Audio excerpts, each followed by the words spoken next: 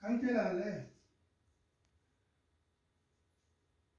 Wanti deemnee irra daawwattoota keenya egaa dhimma kana irratti immoo bulchaan godina Booranaa maal jedhu waan jedhu yoo gabaabumatti yaada isaanii kan isin biraan geenyu ta'a yoo qopheessi direktirii keenya qophaa'e kan isin biraan geenyu ta'a gara boodaatti akkuma arganii isin biraan geenya yaada keenya hanga isinitti garuu odeeffannoo keenya biraatti dabarraa kunis Booranumaan kan wal qabatedha egaa aadaa Oromoo keessatti sirni galateeffannaa waan jirudha nama gaarii hojjete nama dhuunfaafis haa ta'u biyya isaatiif lammii isaatiif nama waan gaarii hojjete galateeffachuun waanuma baramedha dhimma kanaan wal qabatee waan qopheeffannee qabna.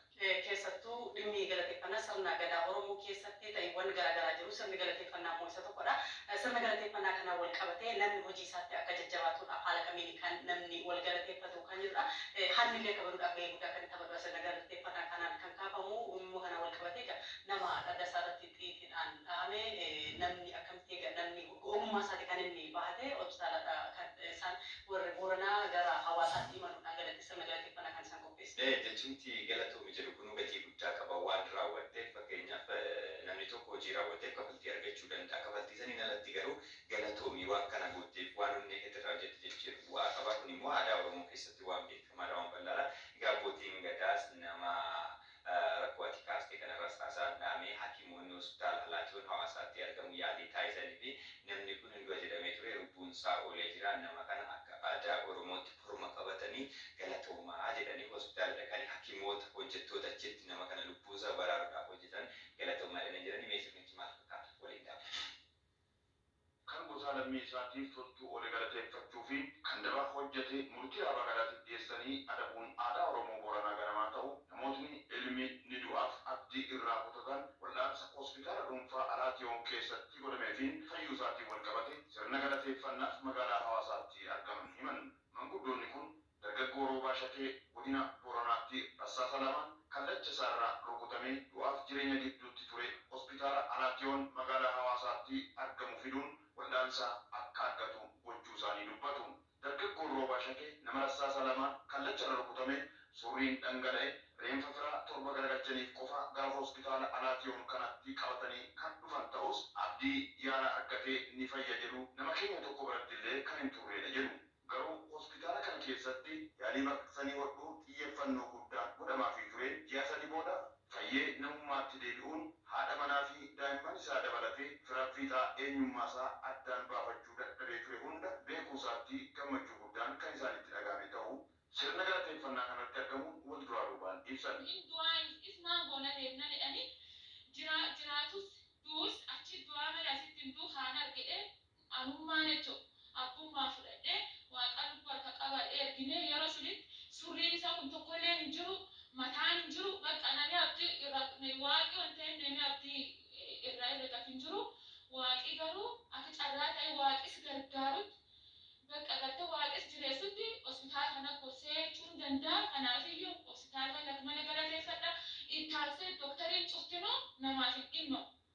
Doktariin cuf namaaf hin dhimma. Namni doktariin dhimmamee cuftinuu doktari galateeffata. Kanaafi ani doktarii suniin akka malee jaaladha. Waaqi beekumsi inni qabu haqaan inni qabu caala kan dhibilee isaa fadaru. Dhiyeessa lama akka jira lachuun nada. Ani eegi suniin bayyanani kan keessa dhiyeessi na dhufu. Galata guddaa hospitaala manaa galcha. Doktor Temisgee ammallee galatoofachuu barbaada. Warra hospitaala kan keessa jirtanillee galatoomachuu barbaada. Aadaa Oromoo Booranaa biratti nama lubbuu namaa baraaruu keessatti qooda akkanaa gumaachee miti namni afaan gaariin karaa namatti akeekes galata qaba waan ta'eef abbootii qabeenyaa hospitaala Alaatiyoonii fi hojjettoota hospitaalichaa kutaa kaardii irraa kaasee hanga weeyyii olaanootti jiran galateeffachuuf waan aadaan Booranaa qabu qabatanii fagoo imaluun magaalaa hawaasaatti argamu ibsan.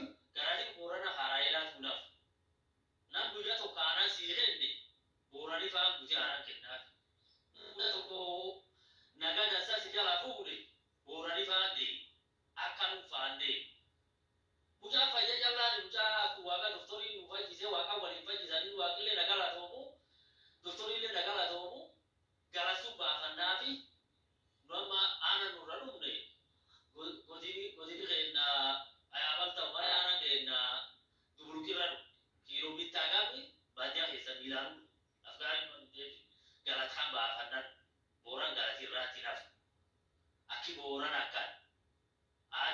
maalleettan waada tanaaf mucaa keeti fayyennaan garaa kanaaf safuu tanaaf ileebbifna warra kanallee sibitaa kanallee leebbifna loo qabanne akkanaan garas baafanna. Qarshii callaafin lakkisanii xiyyeeffannaa qabnaf lubbuu namaa isa xiyyeeffannaa irra qabdanii sunti na dhaga'ame yeroo qarshii fudhannee yeroo nu ga'aadhu barbaadanullee wallaansis adda addaan hin citu oma rakkoon hin jiru nu jechaa turan.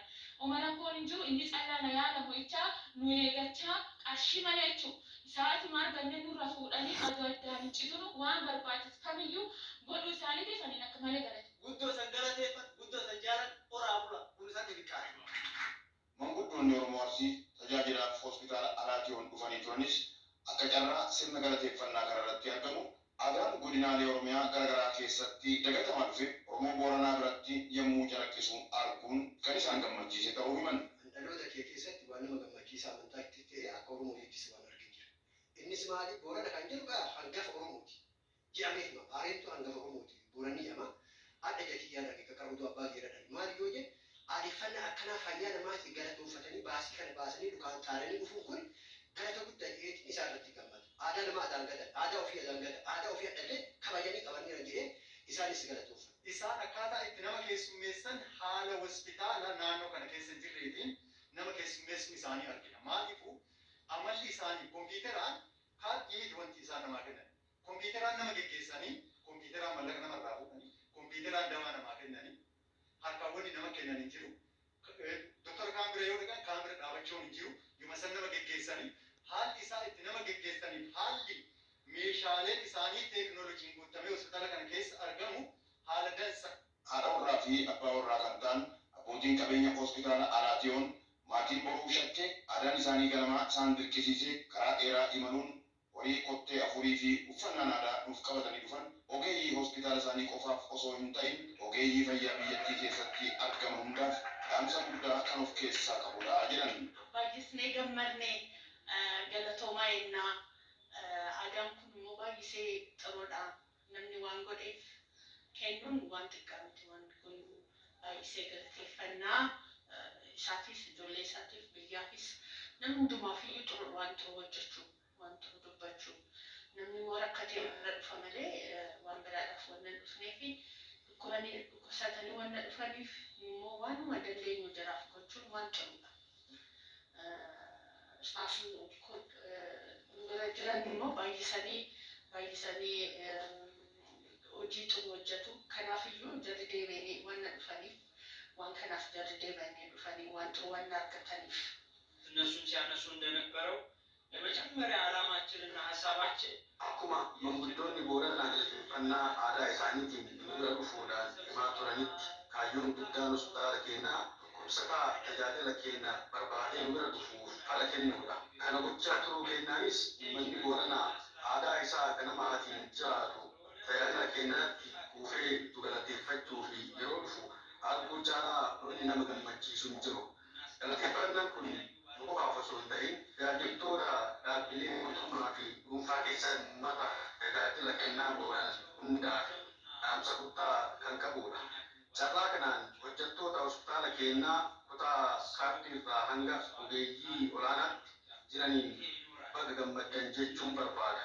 Ogeessi olaanaan yaada dargaggoo boruu shakkee keessatti qoranaan gumaachuun isaa himamu Dr. Tamasgeen Geedoo dhukkubsataan dhaabbilee yaalaa seenee sirnaan wal'aanamee fayyaa isaatti akka deebi'u qooda guddaa haakimootaan maddiitti naamusnii fi tumsi maatii dhukkubsataas olaanaa waan ta'eef maatii aadaa fi naamusa gaarii qabu kana wajjin qindoomne bu'aa gammachiisaa wal galateeffachuu rakkabse kana bira ga'uu keenyatti gammachuu guddaatu natti dhaga'amaa jedhan. Namni dargaggoo Waariyoo Shakkee rasaasaa rukutuu isaatiin shakkamee to'annoo jala ooles dhimmi isaa seeratti dhiyaatee qoratamaa akka jiru ta'uu odeeffanneera.